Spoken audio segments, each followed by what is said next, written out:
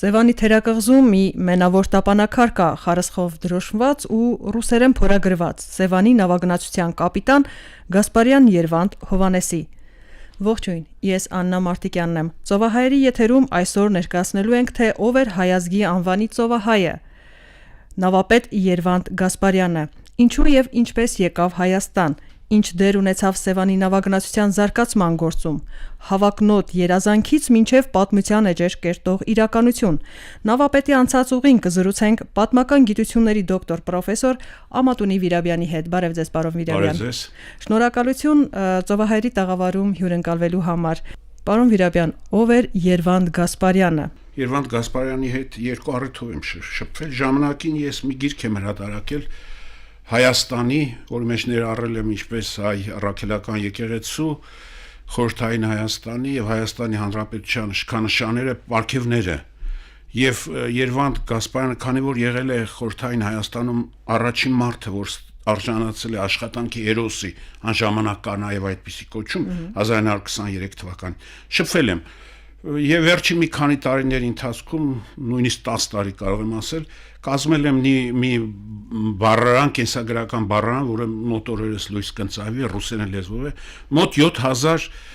սպաների մասին, հայ սպաների մասին, որոնք մասնակցել են առաջին համաշխարհային պատերազմին եւ ծառայել են Հայաստանի Հանրապետության բանակում 1918-20 թվականին, որոնց շարքում ընդգրկել եմ նաեւ կապիտան Երվանդ Գասպարյանը, որտեղ նա առաջին համաշխարհային պատերազմին ըստ կենսագրության մասնակցել է Օդեսա քաղաքում։ Այդ առիթով հետաքրքրվել եմ նրա կենսագրությամբ։ Օդեսա քաղաքում, բայց որպես կապիտան, որպես նավաստիկ։ Չէ, Օդեսա քաղաքում ոչ որպես ուղղակի գերմանացիները գրավել էին 18 թվականի ամռանը Ուկրաինա, նրանք մտան Բրեստ-Լիտովսկի պայմանագրից հետո եւ օդեսացիները նրանց դիմադրել են, որին մասնակցել է ըստ կենսագրության արկա տվյալների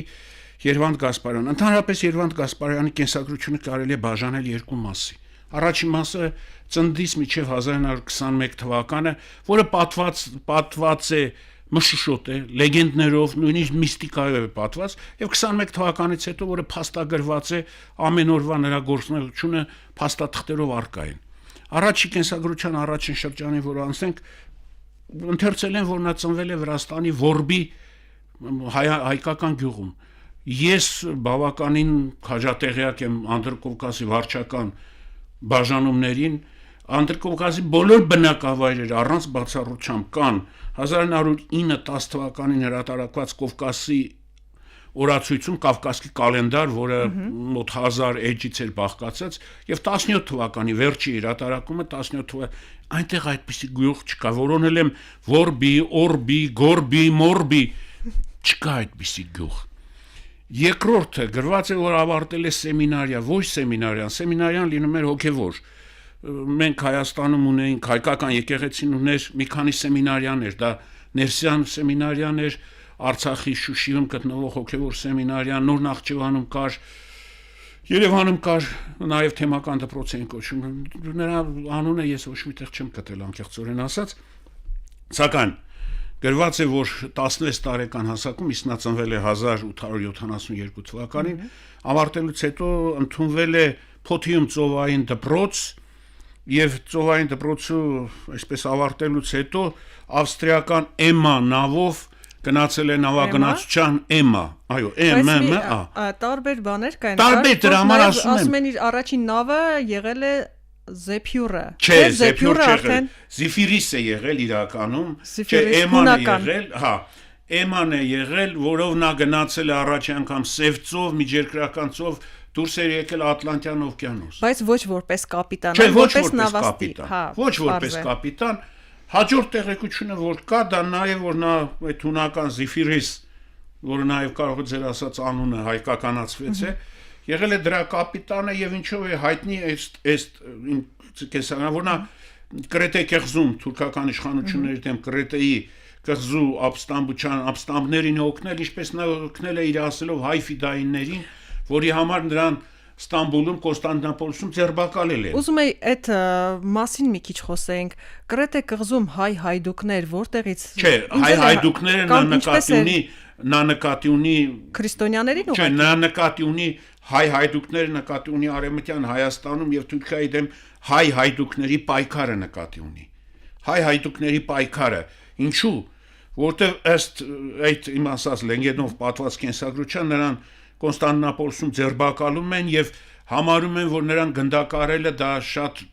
փոքր պատիժ է եւ որոշում են նրան տանել մի մենավոր կիսակործան վանք, որտեղ նրան կապում են ձեռքերը քարերից եւ չգիտեմ ինչից, որպեսզի նա սովամահ տանջվելով մահանա եւ ահա քրդերը իբրև նրան հայտնաբերվում են քուրդ հովիվներ, Կրետե կղզում բնականաբար քուրդ հովիվներ առավել եւս չկային, հայտնաբերում են նրան, հայտնում են հայդուկներին, հայդուկները գալիս են փախցնում են նրան եւ նրան տեղափոխում են Մխիթարյան բանի Վենետիկի Մխիթարյան միաբանների Սուրբ Ղազարող կղզի, որտեղ նա այդ կղզում ուսումնասիրում է ծովագնացության արվեստը եւ ահա ծովագնացության մասին գրքեր, ուզում եի այդ տեղեկությունը հավաստի է։ Կա, այդտեղ ես ծանոթ եմ մեկ գրքի, կոչվում է Նավագնացություն, 1805 թվականի գիրք է, նավագնացության մասին կարծես հանրագիտարան լինի։ Չէ, հնարավոր է որ այնտեղ նաեւ օտար լեզուներով գրքեր լինեն, որովհետեւ համենայն դեպս ինձ հայտնի է որ նա գերմաներեն խոսել է։ Ինչու գերմաներեն։ Գիտեք ինչ 19-րդ դարում եւ 20-րդ դարի սկզբներում բուհերում, դպրոցներում անգլերեն չէին ուսումնասիրում։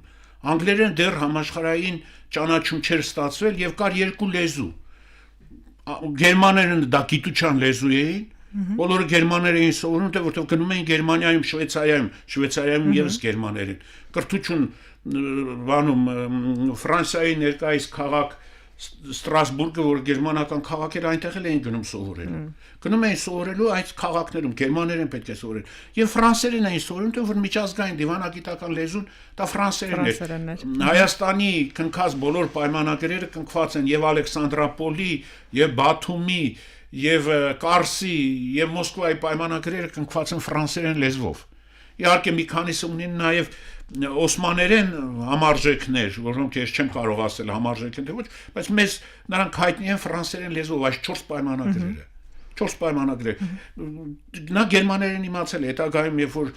Սևանում աշխատում էին գերմանացի ռազմագերիներ, նա շփվել է նրանց հետ եւ գերմաներեն իհարկե առոգանությամբ խոսել է նրանց հետ եւ այսպես տար։ Հա, վերադառնալուց հետո Վենետիկի կղզու վերադառնալուց հետո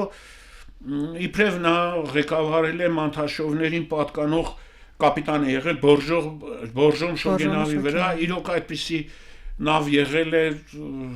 ունեցել են Մանթաշովը ունեցել է, Մանթաշյանը ունեցել է եւ այդ նավի կապիտանն է եղել, ըստ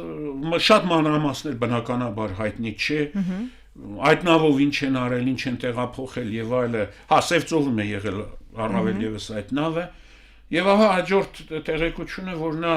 առաջի համաշխարհային պատերազմի ավարտին մոտարապես այսպես 17-18 թվականին եղել է, ինչպես ասեցի, Օդեսայում եւ մասնակցել է գերմանական օկուպանտների դեմ, այդպես անվանենք, այն ժամանակ էլ էին օկուպանտների դեմ պայքարին։ Հաջորդ տեղեկությունը,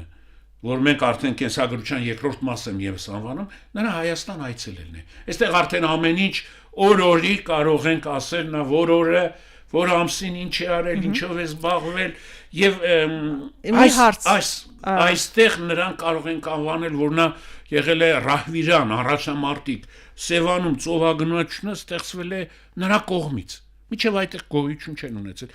Առանձին հիշատակումներ կան։ Հիշատակումները 21 թվականից է 1900։ 21 թվականից, իհարկե, նա 21 թվականից։ Բայց նա Հայաստան հրավիրվեց որպես առաջին ռազմածովային նավատորմիղը կազմավորվեց 1919 թվականին։ Չէ, նա գործ չունի։ Նա գործ չունեցավ։ Նա գործ չունի, ես ձեզ ասել եմ, նա միայն նավագնացության ովքեր էին Հայաստան հրավիրվել էին Սանկտ Պետերբուրգի այդ բաների նա արդեն նավագնացության դպրոցի ազգանունները այս պահին ես չեմ հիշում մի քանիսը հույներ են, մի քանիսը հայեր են, ռուսներ են, նրանք են եկել, այո, հայեր կար այնտեղ, նրանք են եկել Յասոնի անունը այս պահին հիշեցի, անունը Յասոն էր, ազգանունը հայկական ազգանուն էր, չեմ կարող այս պահին հիշել, նրանք են հիմնադրել, նա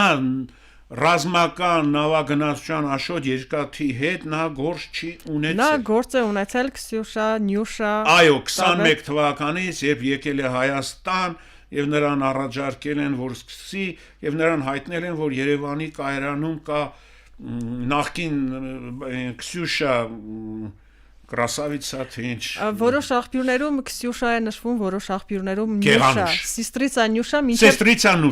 Սիստրիցա Նյուշա, մինչև Գեղանուշ անվանափոխվել է։ Այո, երբ որ նրան 1920 թվականի սեպտեմբերի 3-ին Շախտատի կայարանում, հիմա Ադրբեջանի կազմում են ժամանակ հայկական տարածքում էր գրաված էր հայկական զորքերի վրա, բերել երկաթով հասցրել էին միջև այդտեղ։ Այդտեղից ես այդպես էլ չեմ կարող ասել, որտեղ էին ցանկացել այդ նավը տեղափոխել՝ Ուրմիալիչ թե Վանալիչ։ Ենթադրում եմ, որ Ուրմիա կլներ, որտեղ գնացքով կարող էին համարյա հասցնել միջև բան։ Մի քանի աղբյուրներում ասվում է, որ Վանալիչից են բերել Շախտատի կայարան։ Չէ, բերել են 17 թվականին Սանկտ Պետրոգրադից, հասցրել են միջև Շախտատի եւ այդտեղ էլ կայարափոխությունները սկսվել են եւ այդտեղ էլ կանգնած մնացել է։ Որտեղ են ուզեցել տեղափոխել։ Ես այդ հարցը չկարողացա Վանալիչ, որտեղ այնտեղ ռազմական նավատորմիղեր ստեղծված, ռուսները ստեղծել են, հետո անցավ հայերին, թուրքերը բոլոր նավերը գերեցին եւ այդ նավաստիներն էլ իրենց հրամանատարներով գերին կան։ Մի քանիսի անունները հայտնի է, փաստաթղթավորված է։ Այդ գերինկասների ցուցակ արխիվում պահպանված է նավաստիների եւ հայ նավաստիների զինվորներ կարող եմ անվանել։ Զինվորներին, որոնք այդ նավերի վրա էին, որտեղ այդ փոքր նավեր էին 1-2 բաներ լինեին, Արագաստանավեր էին, Արագաստանավեր, ոչ շուգենավ։ Արագաստանավերը մոտավորապես 10-ից 12-13 հոկանոց փոքրիկ Արագաստանավեր։ Փոքր Արագաստանավեր էին, Վանի լճի վրա, որոնք հիմնականում ձկնորսան նավեր էին եւ դարձրել էին վրեն գնդացիր էին մի հատ դրել եւ դարձրել էին ռազմական նավեր։ Եվ ահա որոշվում է, որ բերել հասցրել էին սեպտեմբերի 3-ին արձանագրված է դա, բերել հասցրել էին Երևանի կայարան եւ այնտեղ էլ մնացել էր հայ-թուրքական 20 թվականի պատերազմ, խորհրդային իշխանության հաստատում եւ 21 թվականին Դակար։ Եվ ահա նրան հրավիրում են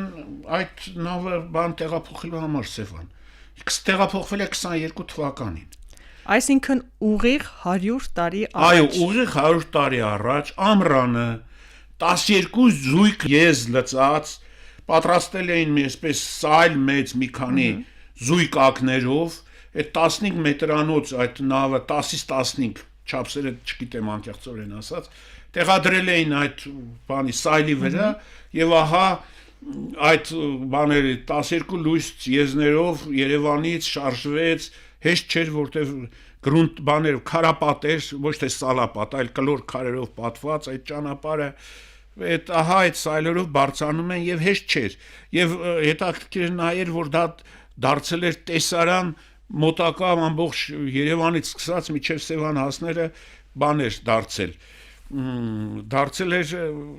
տեսարան, հավաքվում էին երեխաները, հետևից գնում էին, ուրախանում էին, ապարում էին եւ այլ եւ այլ։ Այսպիսի բան ոչ մեկը չէր տեսել։ Բայց մի բան էլ ասեմ, միջև այդ նավը բանանելը, նա ինչ գործ արեց, նա հավաքեց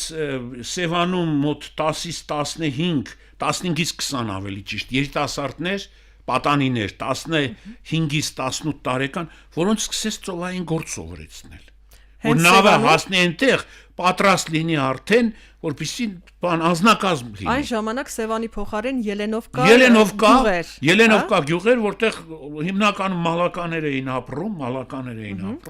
եւ կային փոքրիկ նավակներ, փոքրիկ խարտուն նավակներով, բնականաբար Սևանը կղզի էր, հայ հոգեվորականները գնում գալիս էին, որտեղ կղզում գտնվում էր նաեւ ամենայն հայոց կաթողիկոսի ամառանոցը, հաճախ նա մի տարի բարձրանում էր բյուրականի ամառանոց, մի տարի եթե շատ շոկ էր լինում Արարատյան դաշտը, բարձրանում էր Սևանի ամառանոց, Սևանի կղզի, այնտեղ նաև կար ամառանոց էպես անվանեմ, որտեղ նաև մենաստան էր, վանականներ էին ապրում։ Ահա նրանք նավերով գնում են, հետո ձկնորսություն կար։ Մի հետաքրքիր բան ասեմ, որ ձուկը բռնում էին Սևանում 4 տեսակի ձկներ կային, իշխան, կողակ եւ այլը, բեղլու, ինչքան հիշում եմ 4-րդ հետ մոռացա, Նրանք գիշերը բռնում էին, առավոտը հասցնում էին Երևան։ Եվ պետք է հասցնեին շուկայում Երևանի այդ Ղանթարի շուկայում վաճառել մինչև ցերեկվա ժամը 12-ը, որտեվ շոկ էր լինում, փչանում էր։ Եթե մինչև 12-ը չէին հասնում վաճառել, ասում են, որ այդ հսկիչը, շուկայի հսկիչը նավթավառը ձեռնին գալիս էր, նավթ էր բանանում, թափում, այսպես ձկների վրա, որ այլևս առնող չլինի, տանեն թափեն, ոչ թե տանեն, ասենք թաքուն, չգիտեմ ինչ անեն, գալիս եւ սկսում էր թափել բան, այդպես։ Պատմում են այդ լեգենդը եւս պատմում են։ Եվ ահա Գեղանուշ նավը հասավ Սևան եւ որոշեցին նրա այդ նավը կոչել արդեն 22 թվականին Ժողկոմ խորի նախագահ, այսօրվա բառերով վարչապետ Սարգիս Սրապինյոնյան, հեղափոխական մականունը Լուկաշին, նա Լուկյանի էր, Լուսեղենի էր, հայրկական անունը, որտեղ կնքված էր եկեղեցական չափաբերական մատյաներում բաներ Լուսեղեն էր, բայց բնականաբար Լուկյան էին անվանում, եւ այդ բառից նա իրեն ընտրել էր այդ հեղափոխական մականունը Լուկաշին։ Եվ ամբողջ ժողովրդի մեջ Սրապինյոնյան դժվար էր արտասանել, ընկեր Սրապիոնյան միջև ասել լեզուն կոտրվում էր եւ ահա նրան Լուկաշին էին, ընկեր Լուկաշին էին, որոշեց այդ նավը Լուսե անունը ձևափոխել են Լուկաշին։ Լուսեղենը դառնում էր Լուկյան։ Ես իմիջայլոց նոր Նախճեվանի բոլոր այդ հայրերում ծնվածները Լուսեղենները շատ են եղել, բոլորը կյանքում նրանք դարձել են Լուկյան։ Եվ ահա այս նավը դառնում է Լուկաշին։ Քիչ առաջ ասեցի, որ Սևանի նավագնացության հիմնադիրն էր։ Բնականաբար մեծ աշխատանք կատարեց նա, որտեղ ճանապարհները դեռ այդպես բարեկարգ չէին, չկային եւ հեշտ էր նավով կապել Սևանը շրջապատող 4 շրջաներ կային։ Նու Ելենովկայի, բանի Գավառի, Մարտունի, արդեն Մարտունի էր կոչվում Միասնիկյանի պատվին, նոր բանի Բասարկեչարի այդ 4 շրջանները, հա, 4 շրջանները իրար կապող բաները նա հասցրեց կառուցել նավերի համար կանգառներ այդ բոլոր վայրերում, սկսեց շատանալ նավերը եւ հայտնի է, որ նա գնացել է Աստրախան եւ Աստրախանից գնացքով նույն ձևով բերել են այստեղ մի երկու նավեր, որոնք էլի կանանցի անուն ունեն, աղջիկների անուն, Տատյանա եւ Այդա անունով նայեր, որոնք բնականաբար փոխվել են, մեկը դարձել է կոմերիտական, մեկը կոմունիստ, գոնե աղջիկ անունով նորից փոխվել եւ հետագայում բերվել են նաեւ Բանվոր անունով նավ, Սակո Համբարձումյան, որը Ժողկոմ խորհրդի նախագահն էր բանից հետո, Լուկաշինից հետո 25-ից մինչև 28 թվականը եւ բնականաբար այս բանը չէր կարող այս շարքը դատարկ մնալ առանց Անաստաս Միկոյանի։ Նաեւ Անաստաս Միկոյան անունով նավ է եղել եւ ինչ ասեմ ձեզ, նա կառուցեց Սևանի իշխանի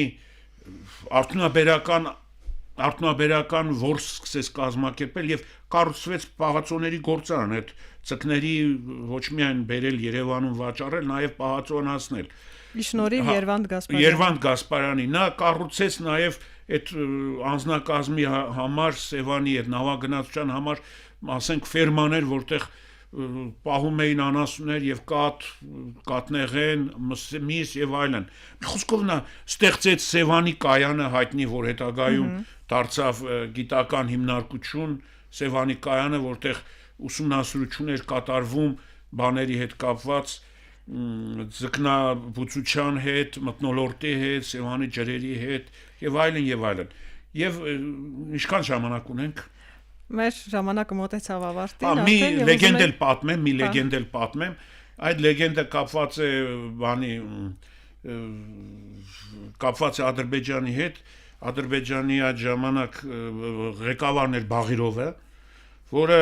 առաջարկում է Մոսկվային Սևանի ջրերը օգտագործել այդ Ադրբեջանի հարթավայրերը ռոռոքելու համար, բամբակի արտադրությունները ավելացնելու համար, որին բնականաբար դիմադրում են Հայաստանի ղեկավարները, առավելապես դա Սահակ Տեր-Գաբրելյանն էր, որը որի մեջ ազգային ոգին ավելի բարձր էր, քան ասենք ավելի երիտասարդ Խանջյանի կամ մյուսների մոտ, նրա մոտ ազգային այդ հայրենիքի նկատմամբ սերը ավելի բարձր էր, մի աշճանք ասեի ես բարձր էր, եւ ահա նրանք որոշում են, որտեվ դե Մոսկվան արդեն համարյա որոշում էր ընդունել այդ հարցերը լուծելու, նրանք ջրանցներով պետքա Սևանի ջուրը տեղափոխվեր, եւ հա մեջտեղ են բերում Երվանդ Գասպարյանին, որը ասեմ կոմունիստ չէր, հեղինակություն ուներ, եւ ահա որոշում են Սակտեր Գաբրիելն որոշում է օգտագործել Երվանդ Գասպարյանին եւ նրա հետ գնում են Մոսկվա։ Եվ այստեղ ծանոթանալով տարբեր գիտնականների հետ գաղափար է առաջ քաշում, որ իհարկե ծրագիր կար արդեն, վաղուց էր այդ ծրագիրը Սևանը փոքրացնել, որպեսզի գոլոշումը պակասի եւ բան լինի, պետք է մեծ Սևանը վերանար, մնար փոքր Սևանը, եւ ահա որոշում են մեկ այսպես թեմպես է ծրագիրը պետք է իրականացվեր, որոշում են այդ ջրերը օգտագործել Հայաստանի համար եւ առաջ են քաշում Երևանում արհեստական կաուչուկի գործարան ստեղծելու գաղափարը, իսկ այդ գործարանը աշխատացնելու համար անհրաժեշտ է մեծ քանակությամբ էլեկտրաէներգիա եւ ահա որոշում են Սևանի ջրերը օգտագործել, կառուցելով Սևան Հրազդան այդ կասկադը, որը բաղկացած էր 6 էլեկտրակայաներից եւ գաղափարը ընդունվում է Մոսկվայում, լեգենդը պատմում է, որ Սակտեր Գաբրիելյանը առաջին այդ կաուչուկից պատրաստված ռազմական բաներով ռազմական, ասենք, տանկերի համար թրթուրների այդ բաները թրթուրների համար այդ կաուչուկից պատրաստված մասերով եւ այլ ճամփրուկով գնում է Մոսկվա, ցույց է տալիս Ստալինին եւ Ստալինը հավանություն է տալիս եւ այդտեղ ասում են, որ մեծ էր Երվանդ Գասպարյանի ազդեցությունը։ Իհարկե նա երկար չապրեց, 46 թվականին մահացավ, ընդամենը 64 տարեկան էր, ինչպես ասում են, ուժերի ծաղկման շրջանում եւ նրա վերջին գործը դա, որտեվ այն ժամանակ, գիտեք ինչ, կրթություն ստացած մարդիկ բազմահմուտ էին եւ նրա վերջի աշխատանքները կապված են Սևանի ստոր գետնյա, եթե գնում ես այդ էլեկտրակայանը ներկայումս էլ կա ստոր գետնյա էլեկտրակայանի կառուցումը, նա չես տեսնի, կառուցված է այդ կայանը գետնի տակ եւ այդ կայանը կառուցել են գերմանացի գերիների աշխատանք օգտագործելով եւ ահա նրա վերջի աշխատանքները կապված են այս բանի հետ, ստոր գետնյա այս էլեկտրակայանի հետ, ինչ առումով, որտեվ ջուր պետքա բաց թողեին, այդ ջուրը մեծ վնաս էր տալու բան կենսական պայմաններին, այսինքն ձկների փոքր ձկները անցնելու էին այդ ջրի միջոցով եւ ահա լցվելու էին այդ շարժիչների մեջ եւ ոչնչանալու էին եւ դեր կատարեց դա հետագայում ինչքան էլ հնարավոր էր նա այդ գործը կատարեց եւ պահպանեց ֆաունան։ Հա, դժբախտաբար այդ իշխանի Սևանի իշխանի ոչնչացման պատճառներից մեկն էլ դա էր, ոչ միայն որսներ, ոչ միայն որսագողություններ, այլ որ հսկայական ջուրեր բաց թողնվում եւ ցանկացած բանի չափ, սետ բաներ ցանցերի միջոցով համենայն դեպս այդ ձկնկիտները դուրս էին գալիս։ Եվ սա էր պատճառը, որ մահացավ, ինչպես ասեցինք, 1946 թվականին եւ թաղվեց Սևանա կղզում, այսօր կա այդ գերեզմանը, դուք ասեցիք, այո, այն ժամանակ կղզի, ներկայումս թերակղզում եւ ամեն մի տուրիստը, որ այցելում է այդ բանին, բարձրանում է կղզին, տեսնում է այդ բանը, գերեզմանակարը, որը պահպանվում է այնպես, ինչպես եղել է բնականում այդ ժամանակ։